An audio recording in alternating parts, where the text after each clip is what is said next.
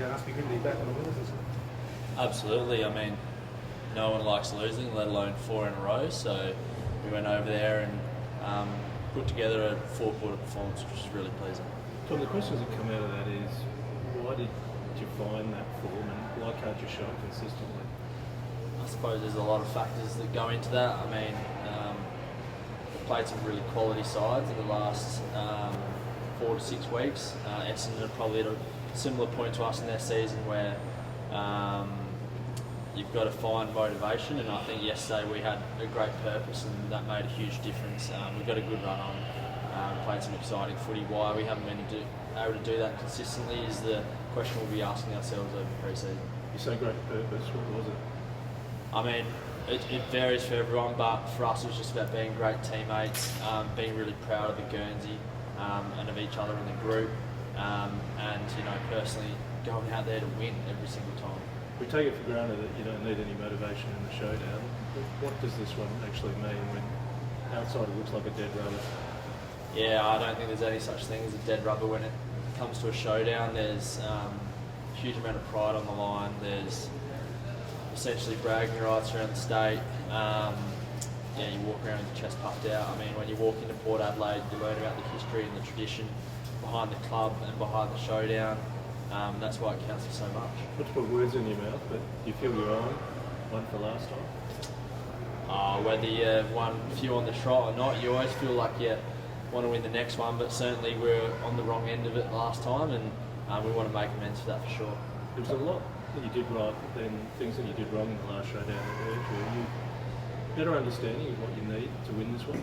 Yeah, that's been reflective of our season, I think, and we reviewed that throughout the year, and we'll take a closer look at Adelaide in the next couple of days leading into the game. Just further to that, mate, I'm not sure how much you've seen of the guys in the last few weeks, but what do you think it is that's allowed them to outperform what they've got on? They're just a fierce contest side. They're always up for it and have a crack. They've got some players that are playing good footy, and they're young players that are improving, so it's going to be a pretty hot clash. That playing for the jumper thing that you spoke about before, did you say something before the game? Did Ken say something before? You're talking about the motivation?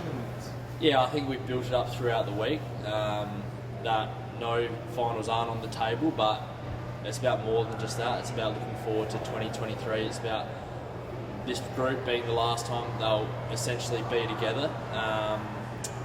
People are playing for careers, for contracts, for family, for friends, whatever it may be, but we've spent a lot of energy in the connection space, so also playing for each other and doing something for someone else. About playing for their careers and contracts and whatnot, the futures, can you feel that as a captain when you look around a certain few players who may be out of contract or whatnot? The great thing is that I can't. I know that they're all invested in the team, and ultimately team success ensures individual success. So if people commit to playing their role for the team, then those sort of things will take care of themselves. Speaking of the jumper, which jumper would you prefer to wear on Saturday night? Look, it'd be nice to wear the prison bars, but that's a decision that's well beyond me. So I'll run out there and beat the Crows in whatever they want me to wear.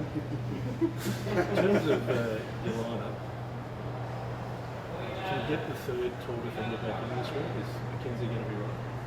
Yeah, Moose is available. He played well at SANFL level.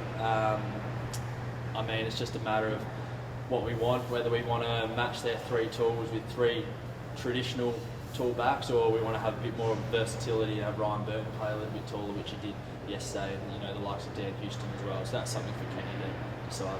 What about ruck-wise? Ruck-wise, what do you want to do there? Ruck-wise, I think we're going to see that sort of more versatile, non-traditional ruck pairing that we've gone with for the majority of the second half of the year.